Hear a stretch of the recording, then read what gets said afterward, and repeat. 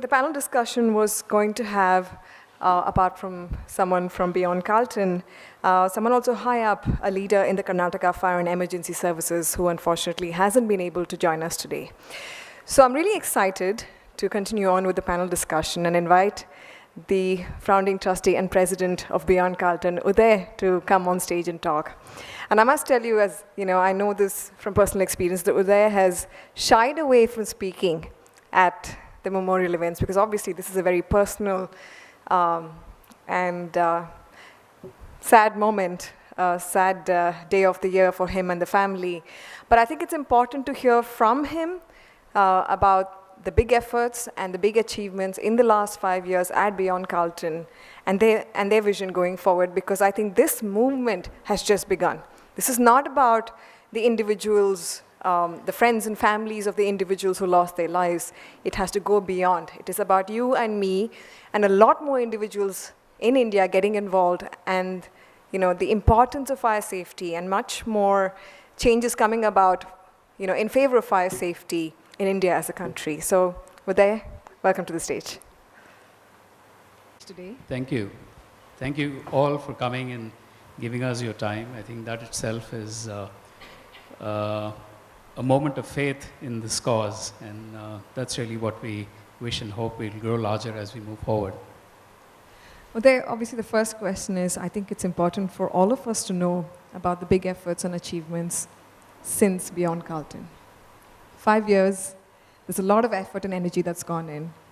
What do you think are the biggest changes that you and the team at Beyond Carlton and the volunteers at Beyond Carlton have been able to inspire?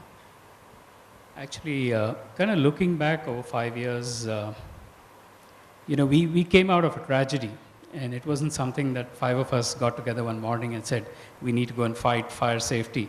That never was the thought. We came from different backgrounds.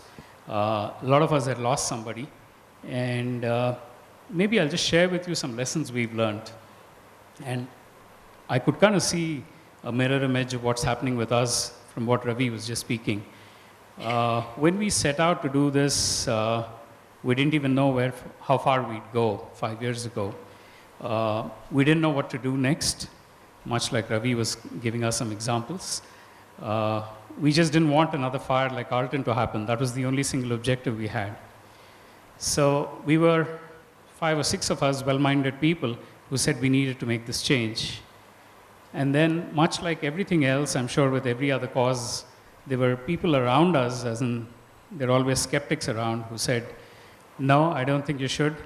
There are big guys around, and you guys can't go very far. But I do believe, looking back over 5 years, that if you have a reason to go out and do something, you will possibly take a few baby steps, but start moving ahead. And that's really been an achievement for us. We've actually gone well beyond what we thought we'd do. When we set out, we never ever thought we could go to the courts. We never thought we could change the laws of the state. These were things that we never ever imagined. But I think you've just got to be persistent. I think, Ravi, you mentioned that. You've got to get up next morning and say, okay, the guy shut the door on your face the previous evening, but you've got to get up next morning and say, no, this is a large battle we've got to fight, and we've got to keep going.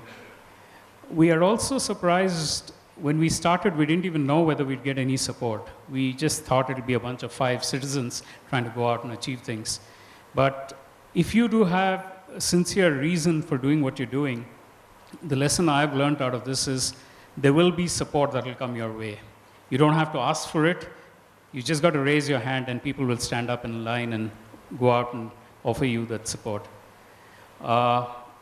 So when we went out and set out the PIL and got the laws changed, that was the easy part of it. I think the tougher part is to get it implemented. And some of my colleagues here from the fire department are here, and they know the challenges. We've set the law. We've empowered them a lot more than they ever could. We were shocked to hear that they couldn't, for example, go out and inspect a building. That shocked me in my first meeting I had with the fire department. And I said, then who does it? And they said, BBMP does it. And I said, how are they qualified? And they said, no, but nobody's given us the powers. So that was one of the things that we went out to do to make them, give them the powers to go out and check out a building. So we made these baby steps, and that's really part of our learning. Can you briefly talk about the challenges that you face? Now, you mentioned that it's one thing to sort of file a PIL and sort of policy or laws to change, but then to implement the laws themselves were another milestone on their own. There must have been other challenges as well that you've had to overcome, because you've had a lot of public engagement as well in your efforts. So tell us a bit about that. Yeah, I think, and this is true not just for fire safety, but if you look at safety in general, and some people here like Venki, who's working on road safety and stuff like that, he can corroborate some of what I'm saying. The challenge more often than not is to get citizens to believe that it's for their own safety. So whether it's wearing a helmet, until you got a law which says I'll fine you 100 rupees, nobody ever bothered about it. And you still find people not wearing a helmet till they see the policeman around. So that's the sad part about individuals not looking at fire safety or any other issue around safety. And that's one challenge that we have. The other challenge is, I think, more a mindset kind of issue. Surely with fire safety, I'll relate to that. It's the belief that a fire won't happen to me or in my house or in my office. So that's a long battle that we've got to fight. Because most of us believe we live in very safe environments. So the office I work in or the home that I live in is meant to be safe, and a fire can't happen here. But so did all these people in Carlton believe so. And what happened after that. What would you say still absolutely needs to change when it comes to policy and implementation of policy?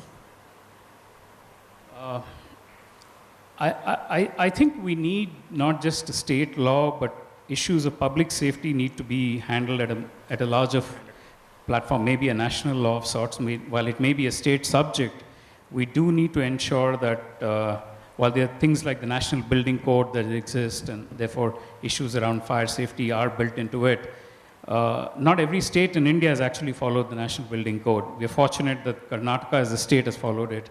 And since we're now beginning to engage with other states beyond Bangalore, we do see that some states don't really have these and stuff like that. So the right laws, and therefore maybe a national law, would really make, hopefully some difference.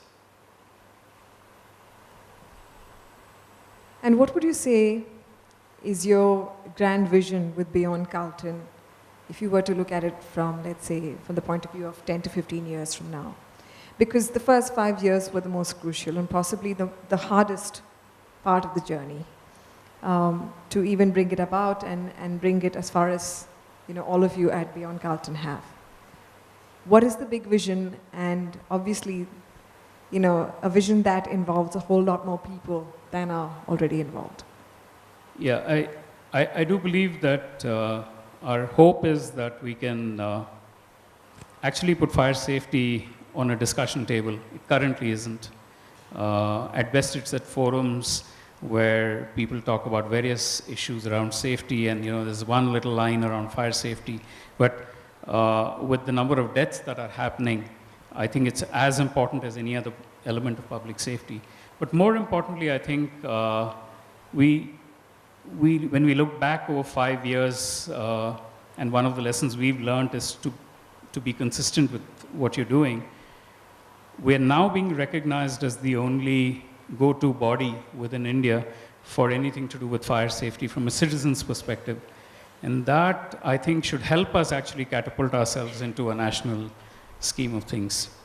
So the hope is, to go back to your question of what's our mission or vision or whatever you want to call it, it would be that at the end of the day, maybe 5 years from now, 10 years from now, because of the activities and because of the awareness we've created and, let's say, the advocacy we've done, if we are able to make sure that that one life that got saved was due to some action we took somewhere in India, I think that would give us a lot of hope and faith in what we're doing.